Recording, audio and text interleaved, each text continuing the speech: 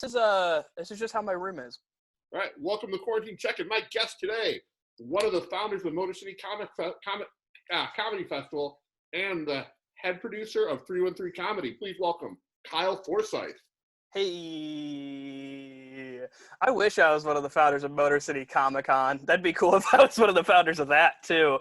That's almost what every time I say Motor City Comedy Festival, I almost say Motor City Comic Con too. So like I get it. They're right there with each other name wise. I haven't been to the Motor City Comic Con in probably 12 years. Really? Yeah, I mean, when I moved, I stopped going, and it's still in Novi, right?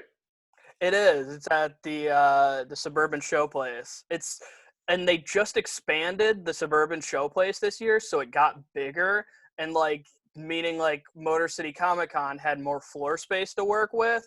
And in effect, that made it feel a lot more corporate because they had a lot more space to fill. So they let in a lot of these bigger corporate companies that weren't previously buying space because Motor City Comic Con was prioritizing these smaller companies that make products and sell comic books and that type of stuff. And now all those companies seem to be getting their space, so they're just letting the corporate ones come in and stuff. And it's starting to turn into a more massive Comic-Con than it was definitely when I started going to. I'm sure even more so from when you started going 12 years ago. Yeah, no, I've been going to early versions of the Motor City Comic Con since I was probably 10. So oh yeah. It used to be they used to do them just in Knights of Columbus halls. That sounds right. Yeah, I've been to some of those ones. Not Motor City Comic Con's Knights of Columbus, but definitely Comic Con's in a Knights of Columbus hall. I've definitely been those. I got to be honest, I hate going to Comic Cons. Yeah, I get it. It's very crowded. It is, and it's no longer really about the comic books anymore. It's all about the celebrities. To an extent, yeah. It a lot is. I think for a lot of people it is. I think I don't really go for that reason particularly. Sometimes there'll be one celebrity that I want to get their autograph. Maybe. There'll be sometimes one. This past year, there wasn't any. So a lot of times I just go because I like getting pins and patches at this point for because I wear a lot of denim jackets and I love having pins and patches on them. And I found that Comic Cons are some of the best places to purchase those because you just find pin and patch makers that make the stuff I'm into essentially of just pop culture stuff, and they have a lot of those in a dense area, and I could pick up a bunch of them at one time as opposed to searching through Instagram accounts just over and over trying to find some that I like. That's cool. Yeah. I just don't like the crowds. Oh yeah, it's gotten even worse. This year was hands down the worst as far as crowds go, and it's gotten to the point now where a lot of people who are going haven't even ever been to a Comic-Con before. And so they don't even really know a lot of the courtesies and and it sounds ridiculous, but the almost rules that come along with it and the way that you're supposed to act publicly at those things. The way that people, because these people have never been to Comic-Cons where you meet a celebrity, so they're meeting these celebrities as if they're meeting them on the streets, and there's nobody waiting behind them to also meet this person. They have no concern for it, and but I think people who've been to Comic-Cons understand that you can't just sit there and linger. There's 600 people also waiting to meet this person after you do. Yeah, I don't know. A lot of the courtesy, it's just a lot of the people. You notice it. You can tell the people who've been before and who hasn't. What gets me, and this is one of the reasons I stopped going, were all these old, really creepy fat guys taking pictures of the young girls wearing their costumes. Oh yeah, for sure. Me out. Dude, it weirds me out so much to this day. Even when I go, even if not even just old guys, just young dudes too. It's I think it's just equally as weird when somebody's just carrying around a camera and they don't want to take a picture with the person. They just want to get a picture of the person. And I'm that looks when you're just walking by and there's just some dude who's oh yeah, pose for me. To a woman he's never met in his life. And she's okay. It's really uncomfortable to watch. I was at the Emerald, when I was in Seattle at the Emerald City Comic Con, and there was this morbidly obese guy, and he wasn't even asking girls to take their picture. He was just taking it. And the girl I was with at the time was like, I need to get out of here. And I'm like, yeah, I agree with you on this. Yeah. Yeah, I've seen it where like women have turned that down, where like guys will walk up to them and be like at like a Comic-Con and be like, "Oh, could I take a picture of your costume?" And they're like, "No, thanks." It's like, wow, that was uncomfortable. Yeah. Yeah. Lots of that. Lots of it. Let's see. Let's kind of get caught up. How are you feeling? How are you doing in this time of quarantine? I've had ups and downs. I think a lot of people have. Yeah, right now I seem to be okay. Things seem to be going okay currently, Yeah. Yeah, past couple weeks have been real, just a roller coaster to say the least. Yeah, just had some health things come up, but nothing corona related, thankfully. Nothing I can it's like I still have my health now. So I'm okay. I was never like symptomatic in any way of like, it was just like, it's a health thing I've dealt with for years, but yeah, I don't know. I'm doing okay. Otherwise, the ADHD, I have ADHD, and that is maybe like the most annoying part of all of this is like trying to focus on anything right now. Like I'm so bored of everything because I've done everything 8 million times. Like it feels like, and so I don't know. I can play a video game for maybe an hour. Like, and then I'm like, all right, next video game. Like this one's boring now. Like, it's just lots of bouncing around. I've been trying to watch Watchmen this past week. I know like you and I talked about that a while back, and like I told you, like I planned on watching it. I've started watching. I think I got like 3 episodes left. I've just been slow rolling it. I haven't been able to like even binge it, and it's like I like it, but I haven't been able to binge it. It just can't hold my attention. Nothing can. Just savor it because those 9 episodes are all we're getting. Yeah, that's what I hear. Is there's no plans for another season yet. Well, I think they wrap it up pretty good.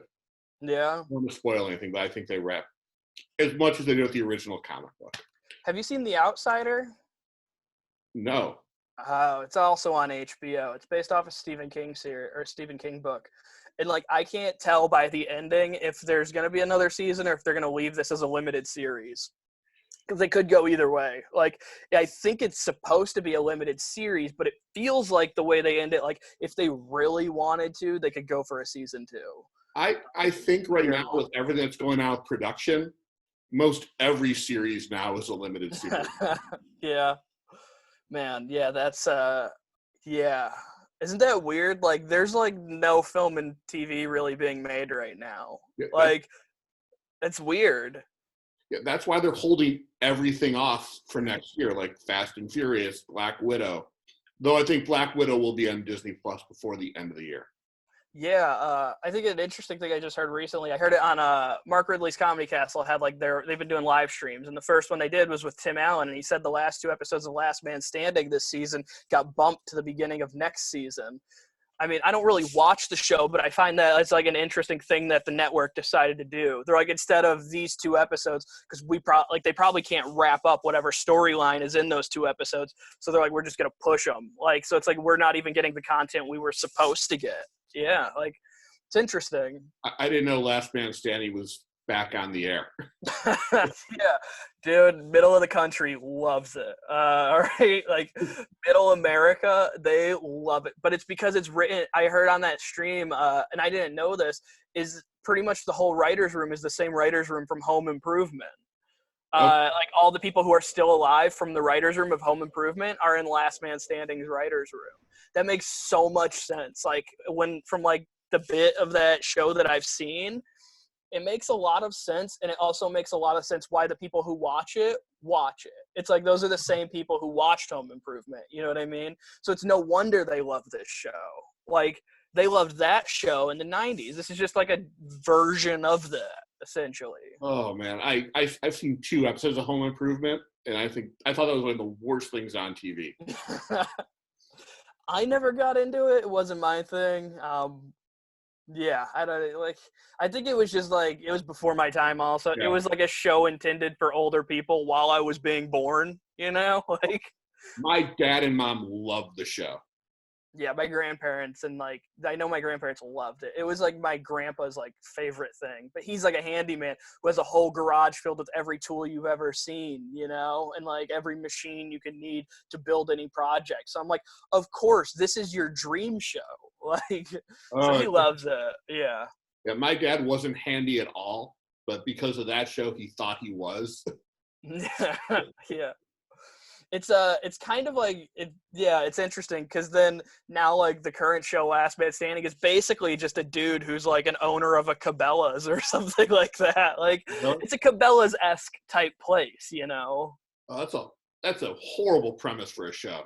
Yeah, he's like the owner of like the company, not of just like a store. So it's like, and he helps them make videos that go online to show people who aren't handy and like sort of give them tips. But like, he's not like a handyman, but I don't know. It's like, it's weird.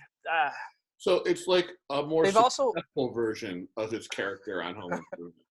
Yeah, it's like if he got out of the TV game and then started like owning stores that were based in that same realm, It's sort of like that.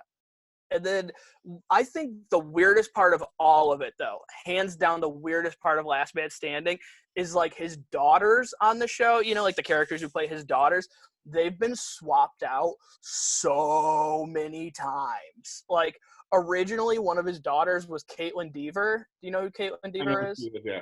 Yeah, very good actress, very good. And she was originally one of his daughters, and she went in like the third season or something. She left but one of the daughters left like second seasons. A bunch of them kept getting fired. Like they've gone through like 8 to 10 daughters now.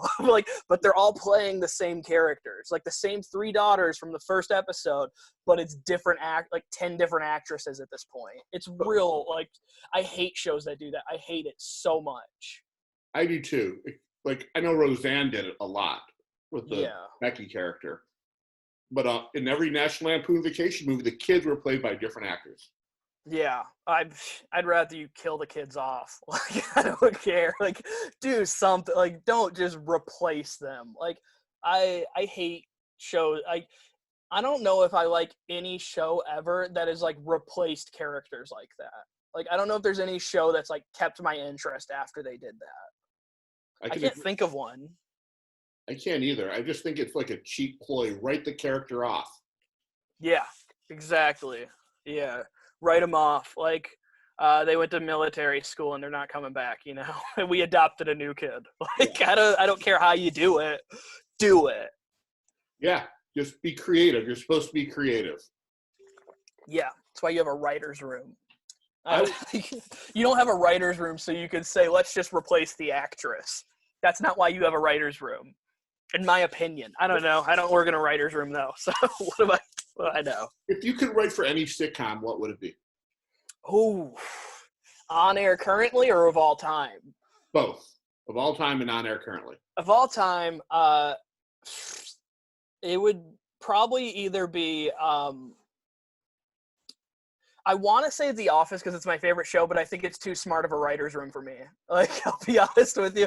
I think, like, most of the people who worked in there were, like, Ivy League. Like, BJ Novak went to Harvard, and, like, he was, like, the head of, like, Harvard's comedy club and stuff. It's, like, he was, like, he wasn't even the head writer. You know what I mean? Like, it's, like, and then Mindy Kaling was in that writer's room. I don't know if I could keep up with those people. I love the show format, but I think if I could be in any writer's room where I think I would fit in and be able to add something to it, would be Workaholics. I think it would fit my personality type. Yeah, I don't know. I think I could add jokes to that show. I think it would be in my wheelhouse. I really love the show too. At least like the first few seasons. The later seasons, first few seasons were so great. I loved them. I thought the last good episodes were the front yard wrestling. yeah, with Ben Stiller. And their Wolf of Wall Street. When Ben Stiller plays like their landlord. Yeah. Yeah, that's pretty good. Yeah. I think one of the best episodes is early Crystalia as Topher the pedophile. Oh yeah, the penthouse. Yeah, Topher the pedophile is Crystalia. That's so they're like, dude, you're so good looking. Why are you going after kids? Like, it's such like a weird concept for an episode, but it's so funny. Like the one where they go to like the neighborhood and they start like the Ninja Turtles episode where they just like pretend to be Ninja Turtles because they go in a sewer and like tie their like they cut holes in their ties and then tie them around their faces and like pretend they're. It's so dumb. I don't remember that one.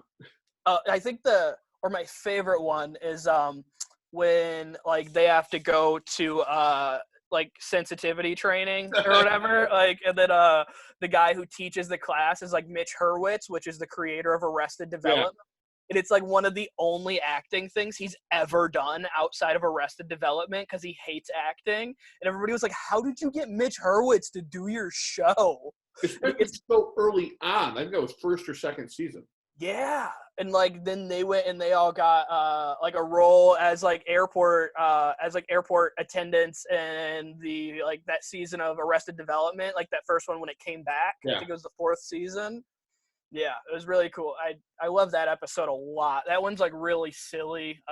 When they're like, no, we gotta be sober, man. Like none of them can stay sober. They're like, yeah, it's funny. I love that show. It's like there's a lot of good episodes. There's a lot of really bad episodes too. Like honestly, like the later seasons. But even the later seasons, they did a lot of experimental ones where they just did episodes based on the side characters.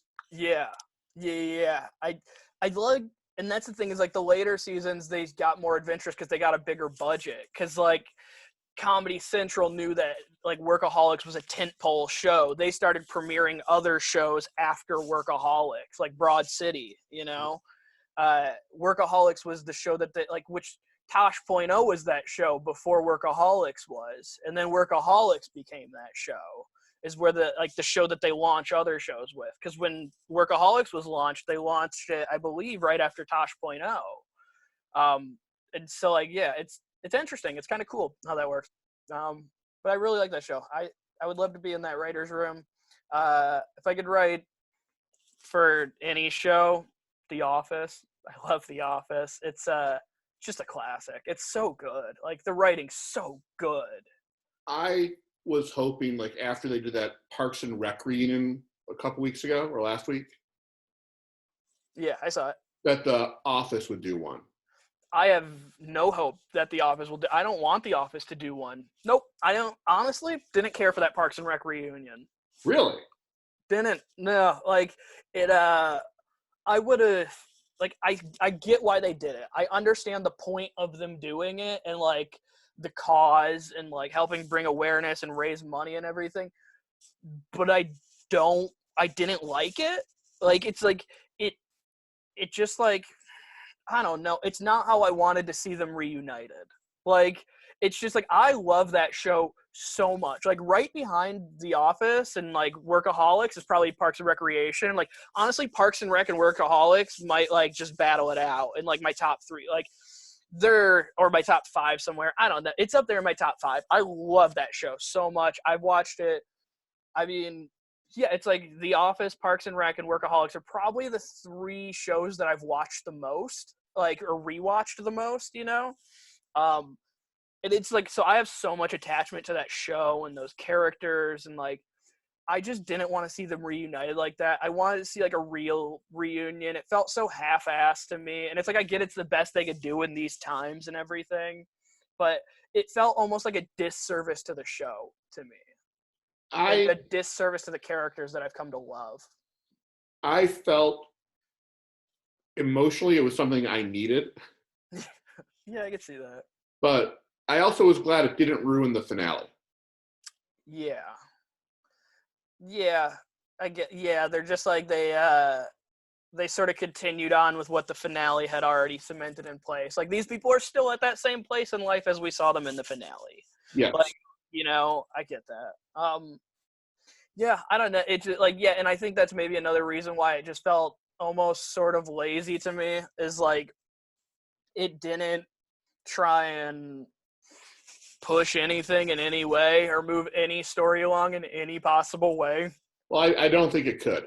Yeah, exactly. But that's like the issue. It's like, don't do it then. I don't know. Like I would have, here's what I told my girlfriend when I saw it. When I texted her afterwards, I told her that I would have rather them just had all the actors do a Zoom call and do like have like the actors do a reunion than have their characters do the reunion.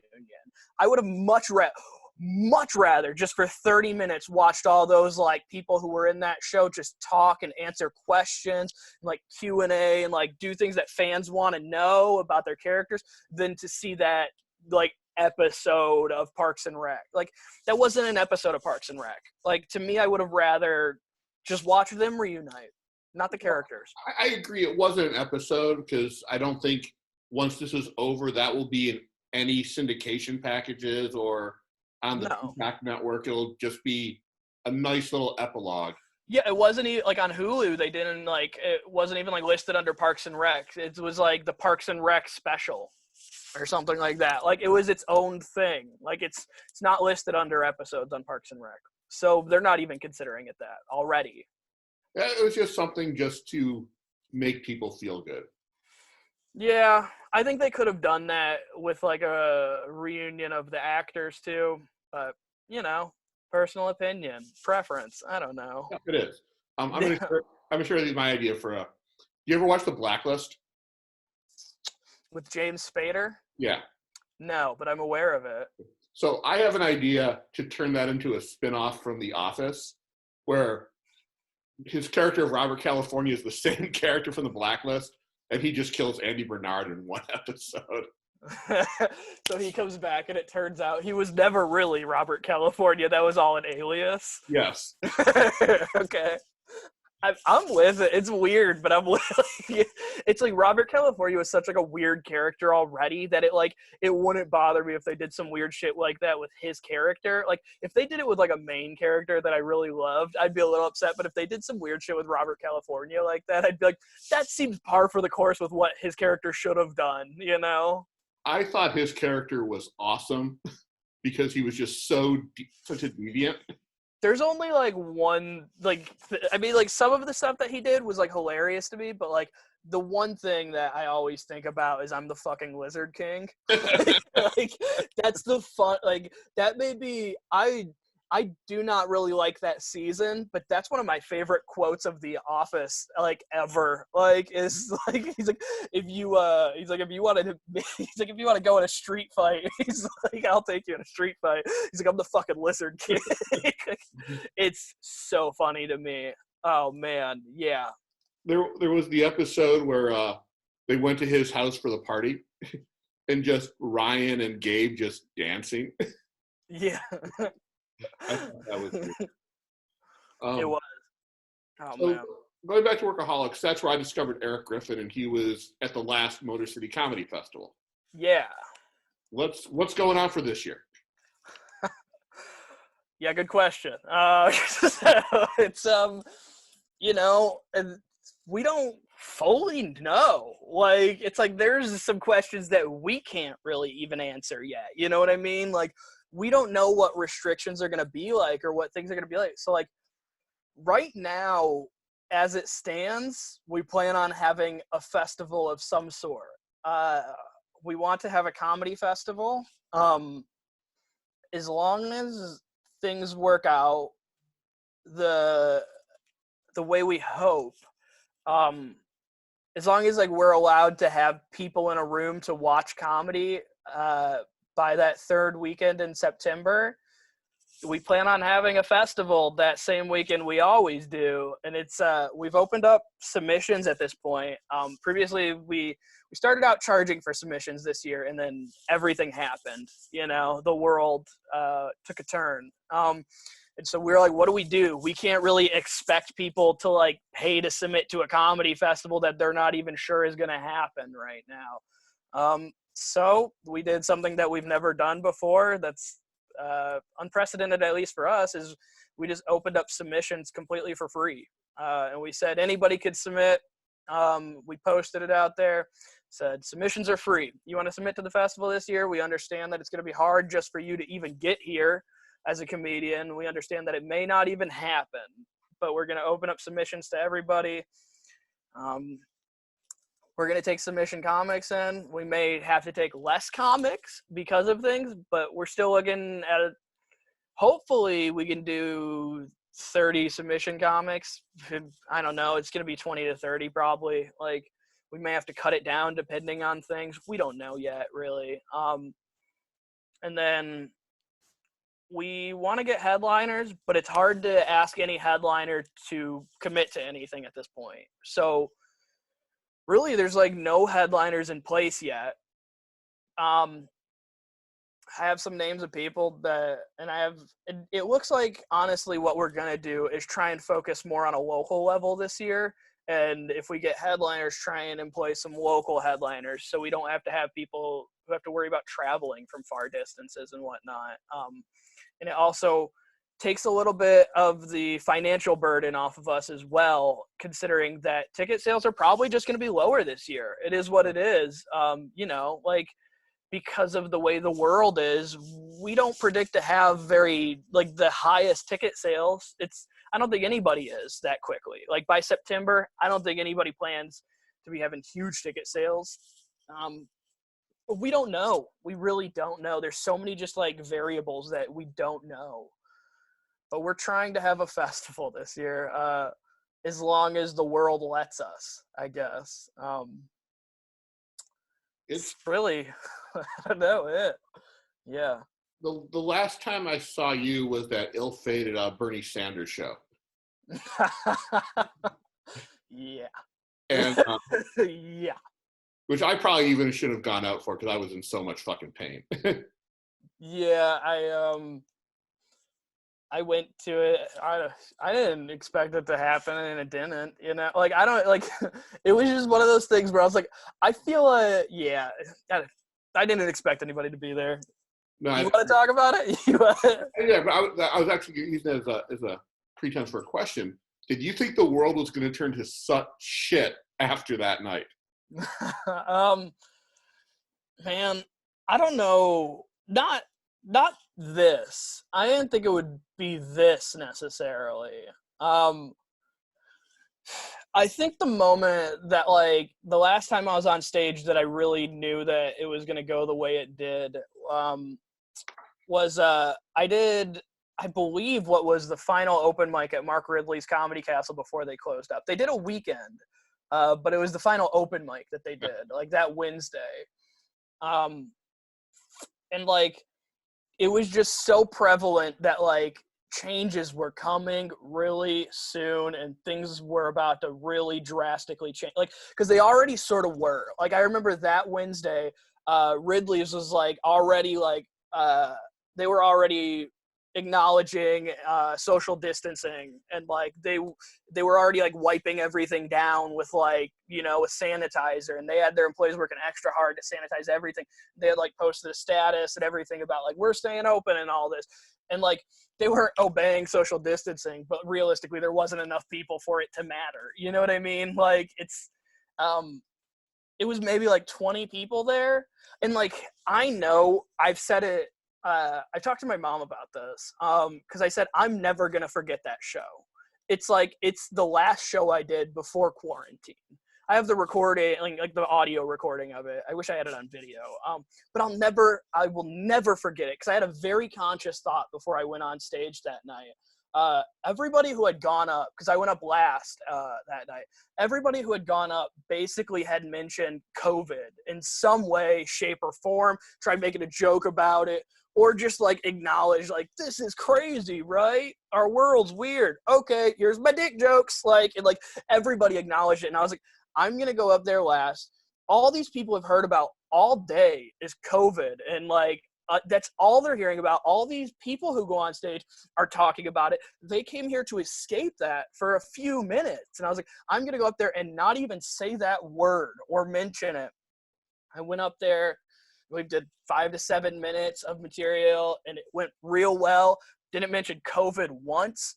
And, like, it felt so good, like, bringing those people laughs in that moment. Because, like, I know in that moment, like, I can't imagine, like, I can, because I was in that moment. Like, you can only imagine how much you needed laughter in that moment, like how much you wanted stand-up. Like, if you are one of those 20 people who showed up for stand-up comedy when they're already issuing social distancing orders, like, you really need some relief right now.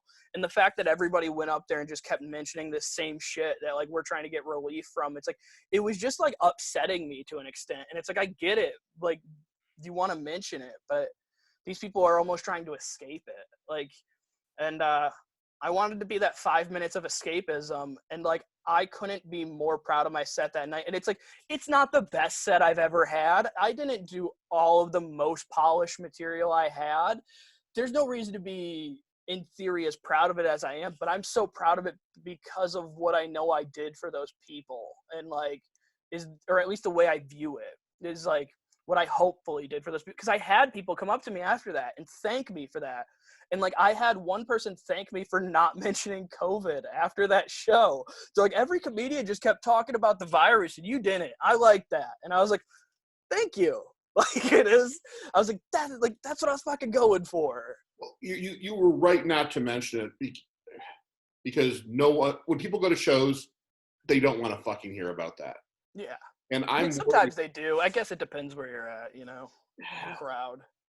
By the time we're all out of this thing, I don't think people are going to want to go to a comedy show and hear 10 minutes on what you did in quarantine. You know how many open mic comics are going to have it? 99.9%. Yeah, I know. That's why, like, all my material I'm not writing quarantine material right now. I'm writing other shit.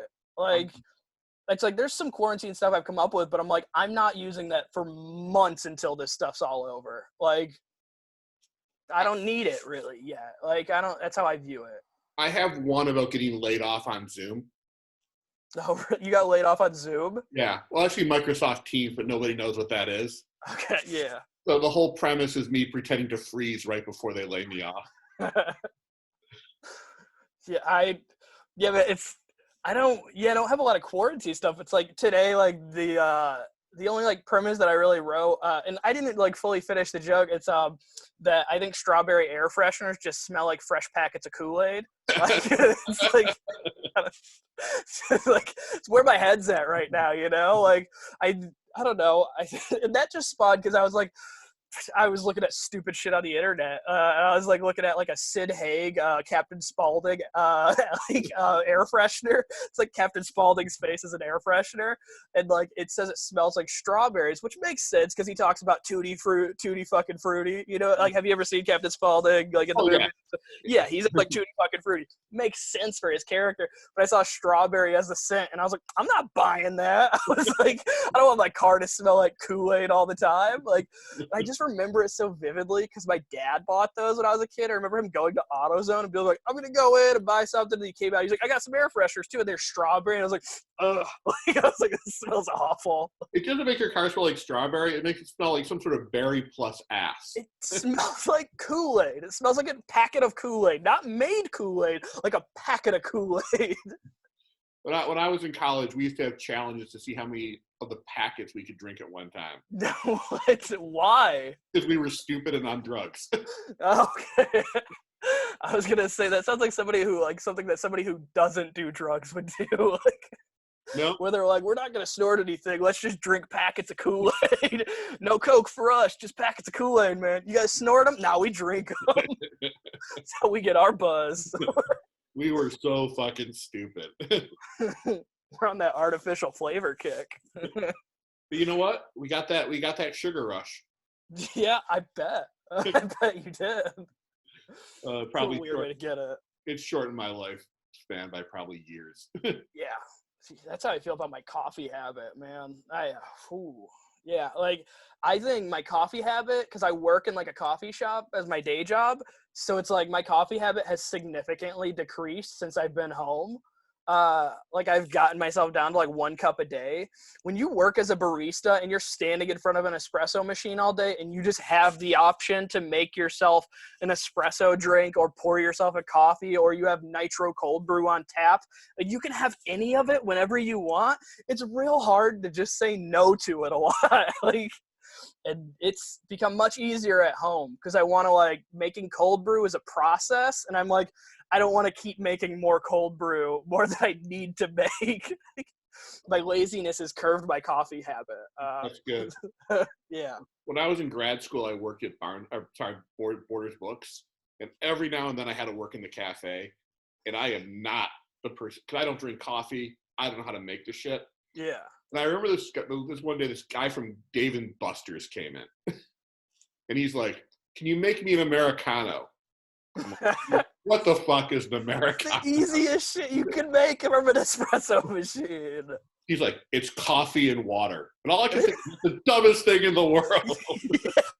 It's not coffee, technically. It's espresso and water. So it's like 2 shots of it. It's typically 2 shots of espresso and then, like, hot water. And then it's basically just coffee. Like, that's what it is. Like, you put 2 shots of espresso and then hot water. And, like, so, like, if we're at my job in the cafe, if we're out of decaf coffee, like, if, like, we would have to, like, brew more decaf and somebody's like, "Can I come get a cup of decaf?" Because it happens sometimes where because we don't always, like, watch decaf as diligently as we maybe should. We watch, like, the regular coffee way more diligently. It's just people don't order decaf much, you know? Right. So occasionally somebody will be like, "Can I get decaf?" Or we're like, we'll just make you a decaf Americano. And they're like, "Okay." And it's like, it's just better coffee, essentially. It's just like having a fresher cup of coffee. And it's less acidic than regular coffee. Yeah. It's the same, like, caffeine content, though, as, like, a single cup. And it basically tastes the same, except a little fresher. I'll take your word for that because I do not drink coffee. A lot of, like, people, like, I know a lot of, like, baristas who, like, when they go to a new coffee shop, the first drink they'll ever get there is, like, an Americano because they want to find out if they have good espresso before they, like, order, like, a latte or anything. Because if they're not good at pulling shots of espresso, they're not going to be good at steaming your milk either. So it's like, why order a latte if they can't make an Americano right? At least that's, like, how I view it, and some of the other baristas I work with do. So is the coffee shop you're working at closed right now? It is. Yeah. It's like, I'm in a weird place with that coffee shop because we're not, like, your normal coffee shop, so to say. So I work at, like, a coffee shop that's, like, so I work at the Maple Cafe inside of the Maple Theater. Are you familiar with the Maple Theater? I am. Yeah, it's in Bloomfield Hills. And then, so they have, like, a cafe attached to it, which has a restaurant, sort of, and a Great Lakes coffee, like, cafe. But it's all encompassed under the Maple Cafe and the Maple Theater.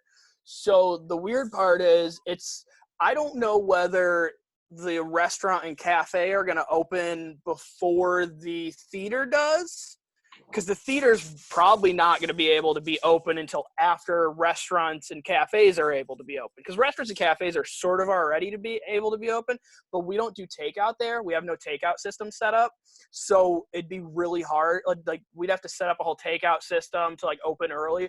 So I'm thinking they're going to wait until theaters can open, and then I'm going to be able to go back to working at the cafe. So I think they're going to open it all at once, because I don't think they're going to want to open half of it and not the other half. It'd just be like a weird setup, and we don't really have takeout set up. So That makes sense. yeah, it's like, I don't really know when I'm going. I don't know if I'm going to be waiting for, like, because although my work may decide to just be like, well, we'd like to make some income, so we've been working out a takeout system, or people can come in and buy stuff now, so we're going to open the cafe and restaurant, even though theater's not allowed to be open, because we have a door, like, that can be shut in the main hallway so nobody can go over to the theater side. So it's like, we could block off the theater side easily. It's just, like, a matter of if they want to do that or not. Well, So I don't know when I go back. I read today, the other day we're recording this, that they extended the stay-at-home order until May 28th. Yeah, which we all saw coming. I mean, they already did the other thing till May 28th, so, you know. I hope that's it, because It's not. I need to see my friends. I don't think it is. I don't think it is by I think I've been saying since the beginning of this, I think it's going to go till August. I think August is when we'll see, like, sort of, like, the restrictions really lifted. That's my prediction. I'm not a professional, but, like, I don't think we're at a point to necessarily open things up that widely yet. I don't know. We'll see, though. My birthday's May 31st, so should be interesting. Mine is May 27th. Yeah. So you're like right before it's lifted. Yeah. I might drive over to someone's driveway to celebrate my birthday with them. Yeah, I've decided, like, even if quarantine is lifted on my birthday, probably still gonna celebrate in quarantine. I'll be honest with you. May 31st, if it's lifted the 28th, unless I'm able to go out and do comedy or something, which I won't be, then I'm gonna be staying home. So I don't really like have. What else am I gonna go do on my birthday? You know.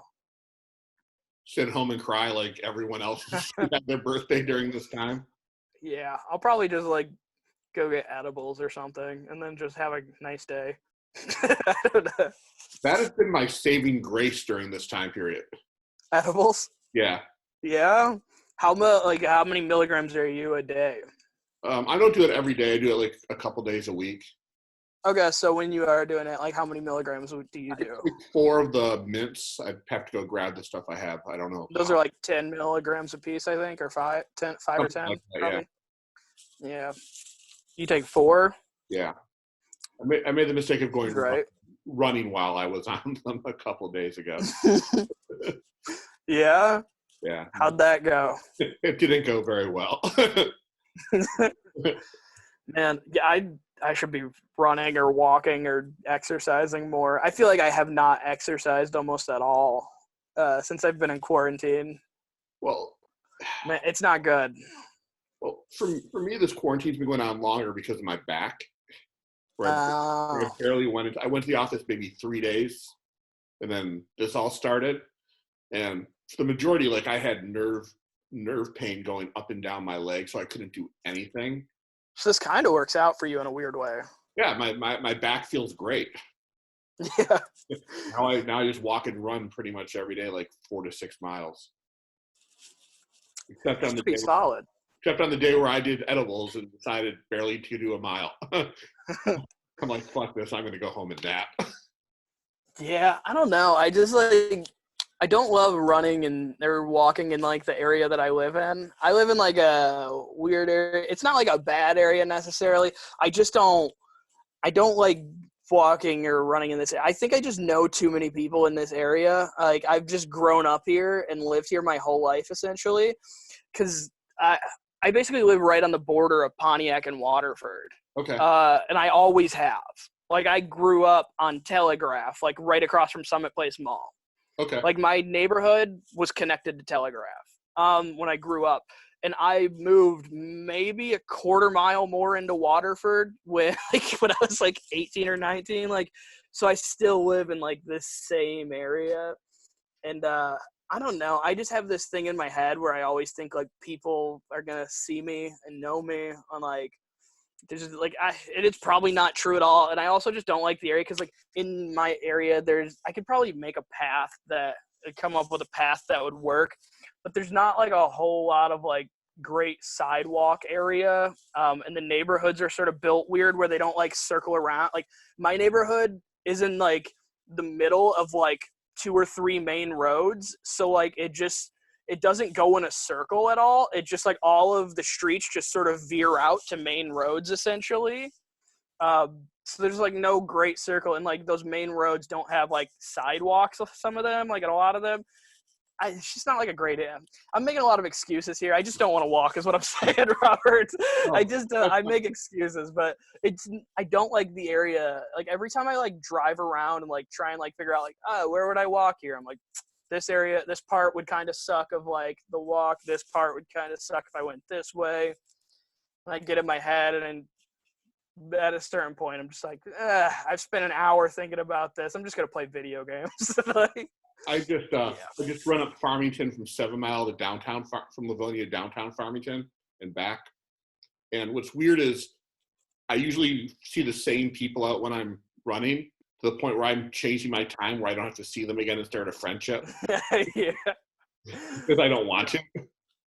I have a neighbor who I see outside pretty much every day. Like, he lives, like, kitty corner, like, across the street, just sort of a little bit to the right.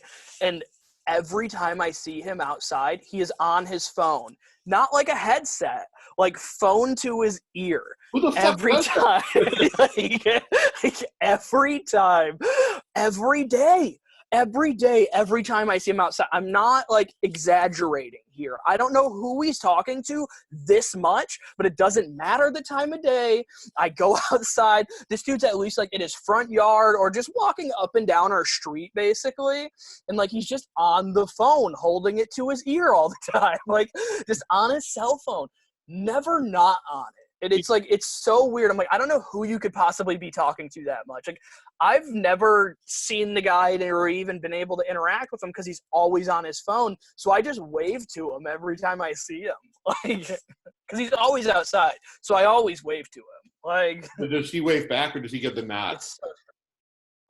Yeah, he waves back. I don't know. It just, like, I don't know who he could possibly be talking to that much. He's probably closing deals. That's what I, like, have started to, like, think that maybe it is. It's like, maybe it's like business, and, like, he's just like a businessman and he's always on the phone doing business or something. But you should find out his name and look him up on LinkedIn. Yeah, maybe, I don't know.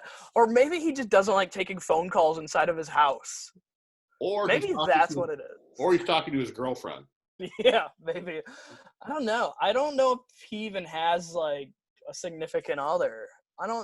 I know he has like some dudes who come hang out there who look like family. I think, like, he has, like, family come over occasionally. I don't know. Well, I mean, not lately at least, but he's just always on his phone.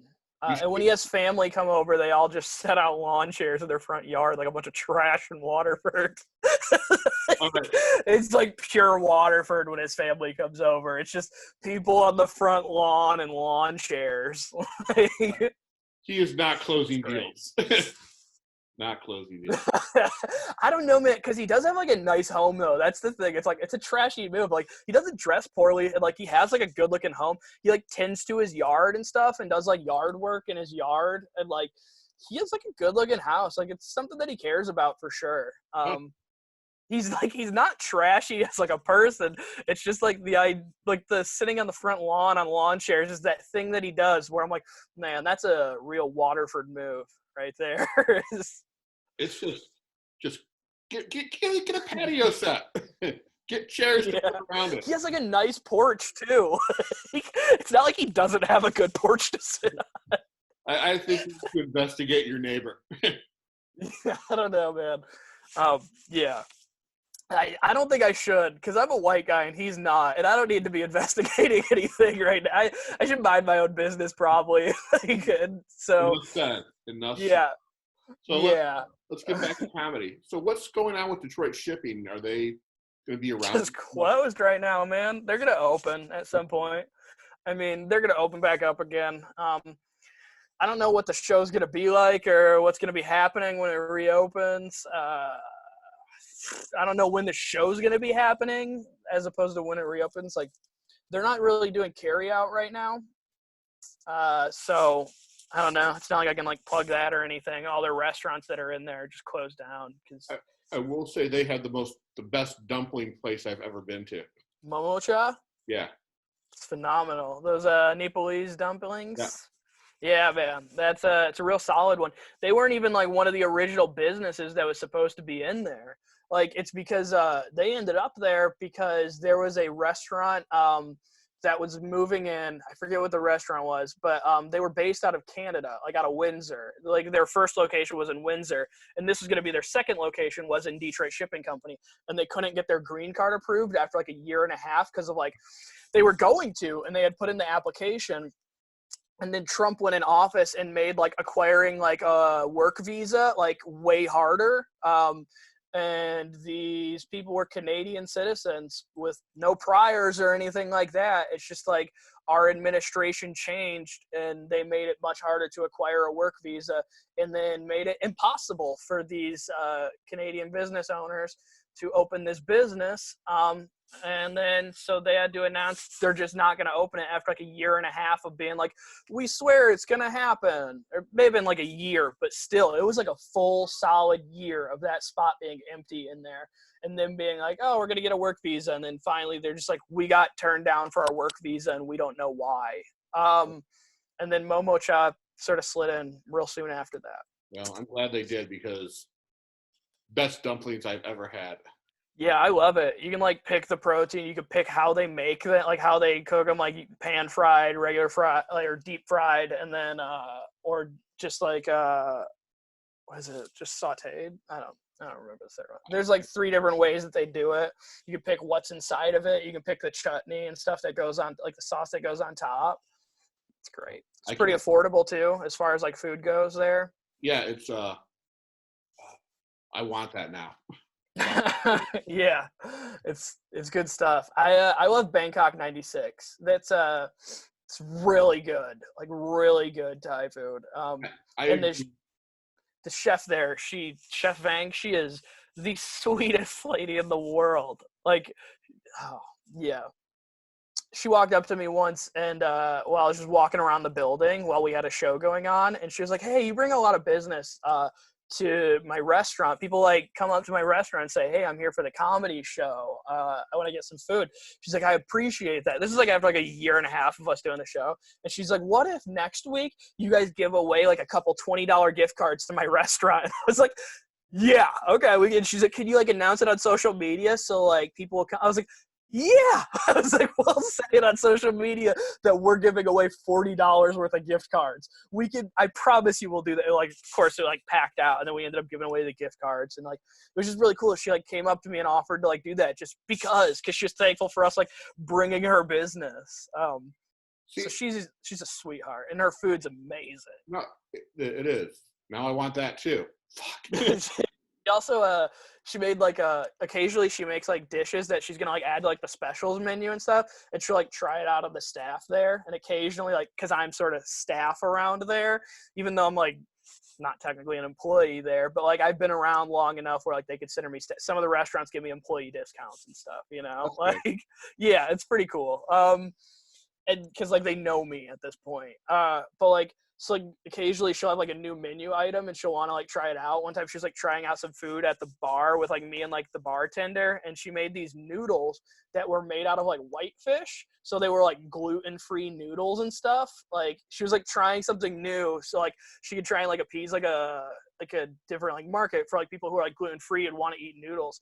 They're like noodles made of whitefish, and like you would have never known. Like, you would not know they were made of fish. They were really good. She's like, what should we call them? I was like, I don't know, ocean noodles. And like, then she's like, I'm gonna call them ocean noodles, and had them on the specials menu for a couple weeks as ocean noodles. Like, That's cool. That's yeah, cool. sweet lady. That really good food. So last night I hosted a virtual open mic, and I had someone from Chicago who's been on your show. 303 Comedy. Yeah, Pratik Sri Bastava. Yeah, I was gonna let you try and pronounce that. Yeah, he's a sweet guy. He's very good. He was on one of the last ones before this all happened, I think. Probably like the last month of shows before like the quarantine happened. Yeah, I think he was touring through town with Jason Acevedo. Right? Okay. Yeah, and Jason is just like a big cuddly like teddy bear. He is the sweetest of sweethearts. He's like just so funny and just like bubbly, like Jason is. Like, Pratik has like really solid jokes, very funny guy, and so does Jason. Jason just like, he has this personality though where like it's one of those ones where it's just like so fun to be around him because he's so bubbly and just like a vibrant personality. You know, like when you meet one of those people where you're just like, man, this person is just putting out positive vibes and it doesn't even feel like they're trying to. Like, that's how Jason felt. Like, I don't know. It's what I imagine how people like viewed Pete Holmes in the beginning. Like, when he started, you know, now he's like a little bit different of a person, but you know, like when like old Pete Holmes back when like You Made It Weird was like young still. And like when you listen to those old episodes, he's like real bubbly and everything, and just like happy, and everybody sounds happy to just be around the guy. That's how Jason felt to me, just being around him. I'm gonna admit I didn't become familiar with Pete Holmes until I saw Crashing. Okay. Yeah. I've known him for a number of years now. Just as like a fan. I got into his podcast, You Made It Weird, like before I started stand-up. It was like one of the podcasts that helped guide me into starting stand-up, essentially. Like the power of suggestion, man. I saw you drink water, and I was like, I want water. Yeah. Before I got into stand-up, what I would do is, because I found out how informative his podcast was towards like being in stand-up and how to do stand-up, and like he had pretty much every comedian I admired at that point on his podcast at some point or another. So I would just go to Google and type in "You Made It Weird" followed by like a comedian's name of like a comedian that I liked.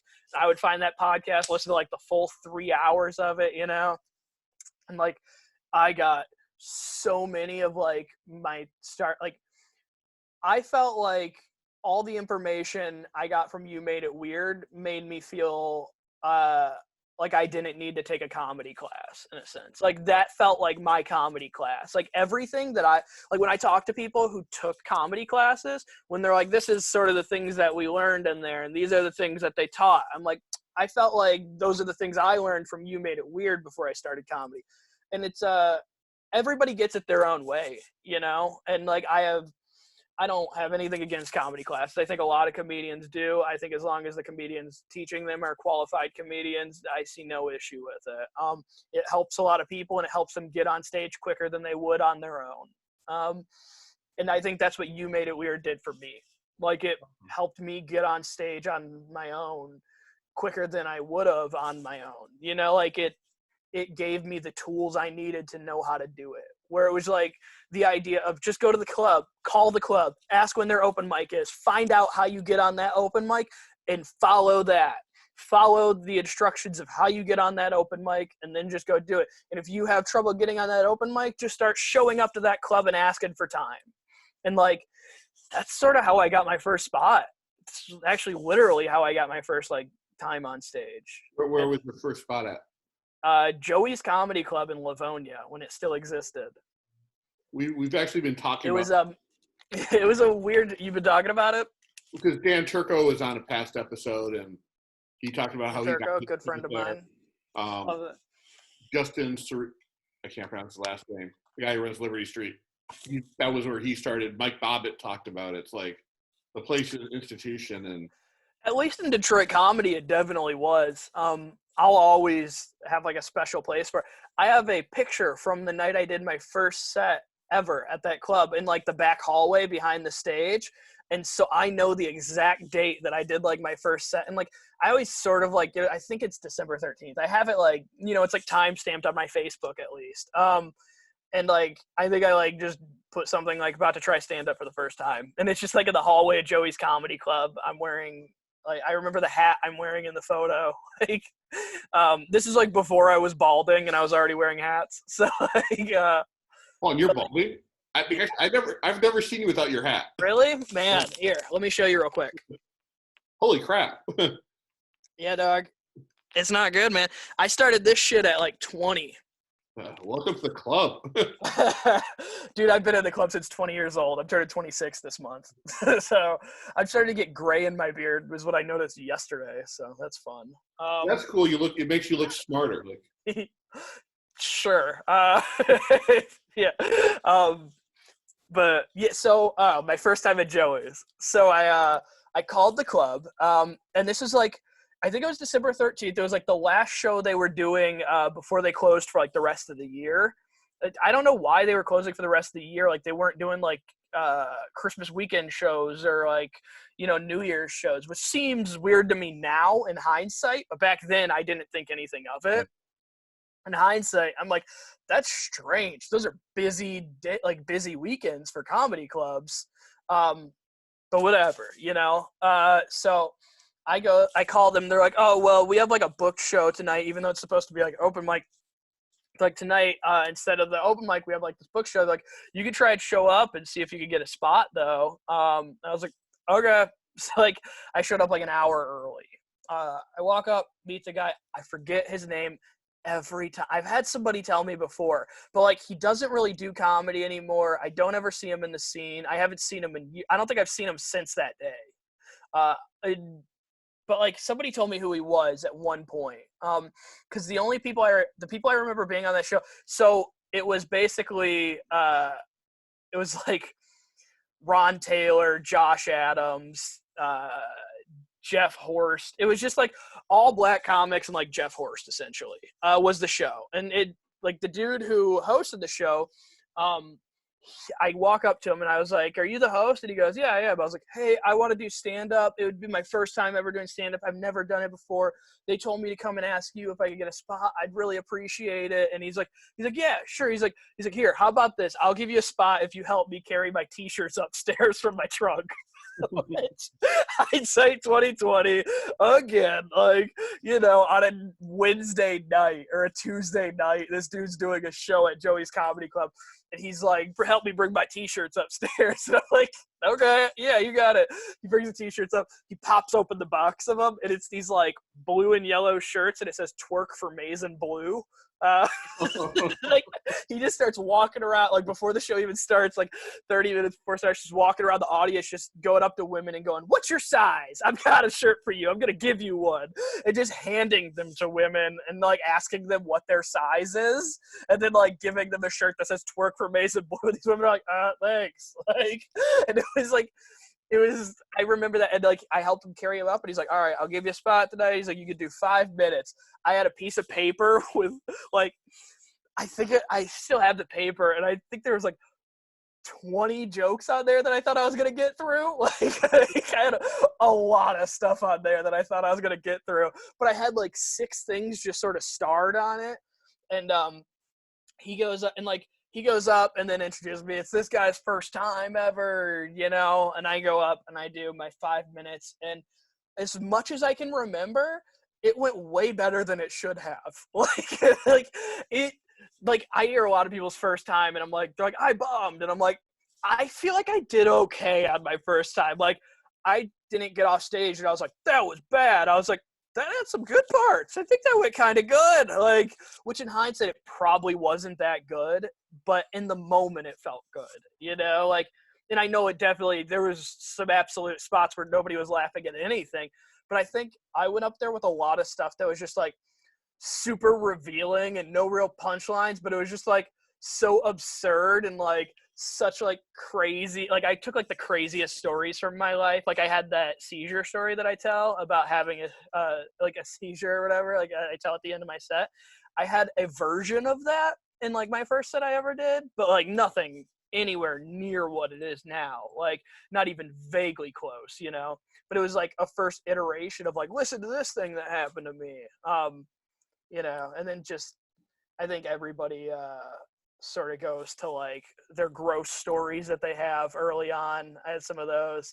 I think I had 19 things on that piece of paper. I think I got through 4 like 5 minutes. And the thing I remember the most about that night though is something that Ron Taylor said on stage, who, I mean, if anybody doesn't know Ron Taylor, that dude is awesome. Killer. He is killer. Yeah, I mean, paid regular at the store now. Literally did like a special, like a set presented by Bill Burr on Comedy Central. So funny. But I remember he was at the first show I ever did, and there's like 2 women sitting at a table towards like the back of the crowd, and they like yelled something out at Ron. And like he could sort of see him because like Joey's lit in a weird way in like certain areas, so he could like sort of see them.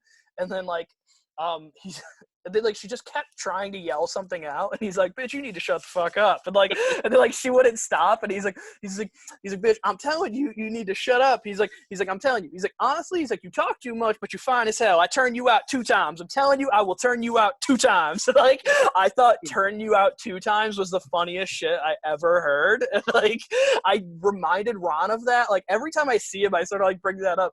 And like I brought it up to him fairly recently, and like he was like, "I don't even remember saying that." Like he's like "I said that," and he's like "I mean," he's like, "It sounds like some shit I'd say." He's like, "But I don't remember saying it." And I was like, "You did, man." I was like, and it stuck with me, and I still think about it and laugh about it. And he's like, "Well, I mean, cool. I don't know."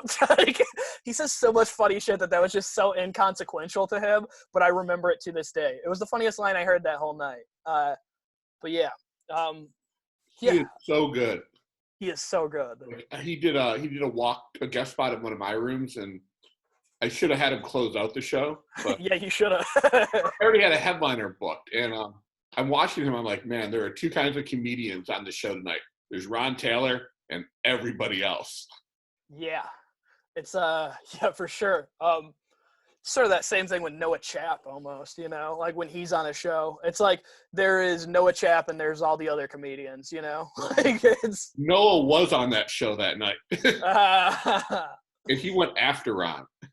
man, the last time, or not the last time I did 2 times ago when I did your shows, the not Green Brain, but the one before that. In Dearborn, I think Green Brain was in Redford. What? The one in Redford. Yeah, I think so. Where it was like you perform right by the window and there's sort of the stage right up front. Yeah. Noah went up right before me and just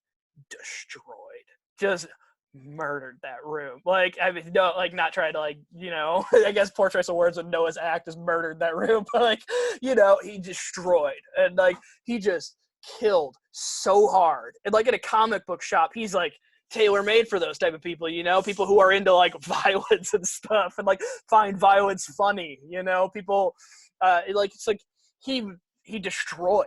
And then like I had to go up after him because I was closing out the show, and like I watched him just for like, you can't not watch it in that room. You have to see it. You see everything going on. It's a small space. It's a comic book shop, and like I just watched this all happen. And I'm like, I don't know what the fuck am I gonna do right now. Like I'm like, and like I don't usually get like that. Like I'm very confident in my abilities as a comedian to be like, oh, I could follow pretty much like most people. Like I feel okay following most people, at least in like the Detroit comedy scene. Like I feel okay following most people. There's some people who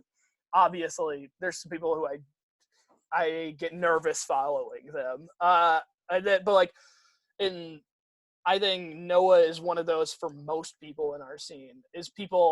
You hear it from a lot of comics when Noah goes up, they're like, I gotta follow Noah. Like, and it's like, it's because he's so good and like his jokes are so tight, and it's hard to like come back after like that type of material has been put out to the audience. It's like, what do you say after somebody just talks about, you know, bestiality and murder and like necrophilia for like you know, for 15 minutes, and then so I go up at that show that you had, he goes, just killed. And then I go up and I was like, man, my first words, I go, I hate following Noah. It's like, what do you say after Noah? You know, like it's always uncomfortable for me to follow Noah.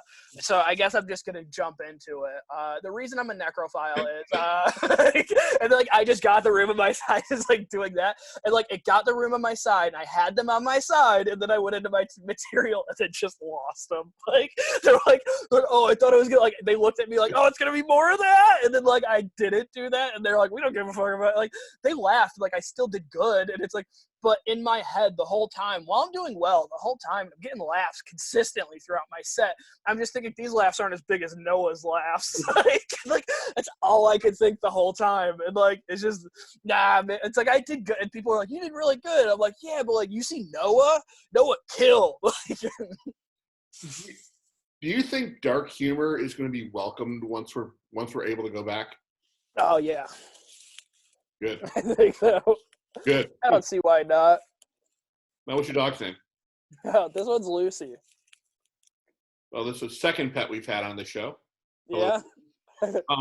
She just made her way down here. I am going to wrap this up.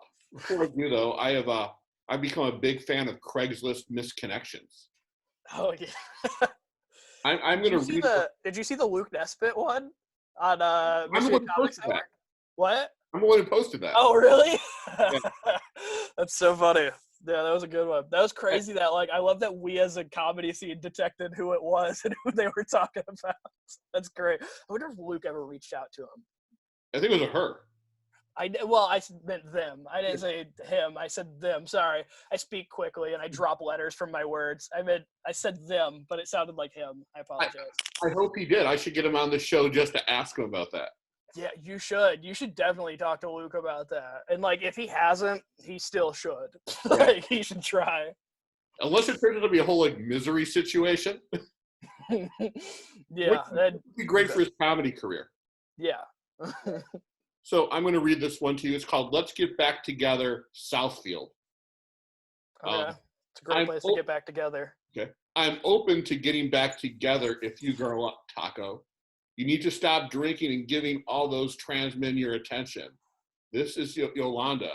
You gave me STDs and need to take care of your twins. You live off E-course near Haggerty. You eat out women with HPV warts. I'm not sure any of that's real. That's just was that a haiku? That was a weird one. I corrected a lot of the grammar in here. Okay, yeah, that sounds right. Yeah, somebody who says stuff like that, I assume, needs grammar help. But what gets me is, why would you be open to getting back together with this person? I don't know. I mean, I guess if you've already been with them, you may already have everything, So, who else? Think about it. If this person had all that stuff, when they were with that person, I don't know why I was pointing behind me, but it looked like I was pointing at me. With that person, this was me who posted it.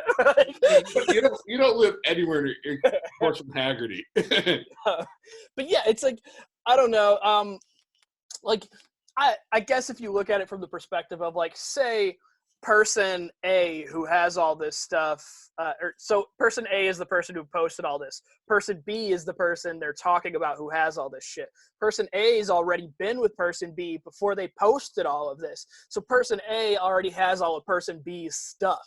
So it's who else is person A going to get with at this point? And who else is person B going to get with at this point if you have all of that? It's if you have herpes, you may find somebody else with herpes. But if you're just loaded with the gamut, I don't know if you're finding somebody else who has the gamut, It sounds like Taco is getting with a lot of people. Women with HPV warts and trans men. Yeah, also the trans thing. It seems, it's it felt like a little maybe transphobic there at a second. I don't know. But yeah, it's I don't. Also, Taco. That's the name. I couldn't pronounce the name that she actually had there. It's Taco, so I wasn't gonna go there. Fair enough. Yeah, I don't know. I'm gonna go out on a limb and say that's not real. So I did write her back saying you can do better. Haven't heard anything. Because that's not the response they want. They posted that trash with a response. They want somebody to give them something to work with. What she should do is, she knows where he lives. She should go there with a boombox or some sort of radio that everyone can hear and play a Boyz II Men song for him outside his window. Yeah, I mean, or you can go there with with an iPad and then play that scene from Say Anything and just hold the iPad above your head. Yes, we are in the 21st century. Yes. You don't even need to bring the boombox. Just bring your iPad and play the scene that you're mocking. And be like, you get what I mean? I love you, baby. Come back. Yeah. It's super meta. Oh, man. Thank you so much for doing this. I hope to see you sooner than later. Tomorrow, Yeah, same. we have Jim Elliott on the show. Jim Elliott, good pal. Funny dude. Great guy. Stay safe, and we will see, hopefully, in June. Yeah. We'll see, right? I can't wait till August. I'm going to riot in my apartment if that's the case. Hey, it's just I don't think we're doing comedy until at least August. Joel Fragamenti said September. September? That seems right. Yeah. So I say at least August. September seems fairly accurate. I think there'll be some house shows before that. Yeah, I mean, you're already seeing some comics rescheduling their tour dates for that time frame. Yeah. So, I don't know. Well, man, stay safe. You too. By the way, did you ever finish watching Swamp Thing? No, I don't know why I didn't. I got rid of DC Universe. I'll send you the digital download code for it. Yeah, it's on Blu-ray and stuff. I bought it because I got rid of DC Universe. Okay, yeah. I haven't even touched the DC Universe in a long time. I don't know, man. I think DC Universe is done, right? It's all moving over to HBO Max from what I heard. Yeah, that seems like a good move. Like, also let HBO have some say in the content, maybe, and the content will get better. We can hope, because HBO seems to know what they're doing. For the most part. But Watchmen seems good. thank you so much, and I will see you soon. I'll see you soon, man.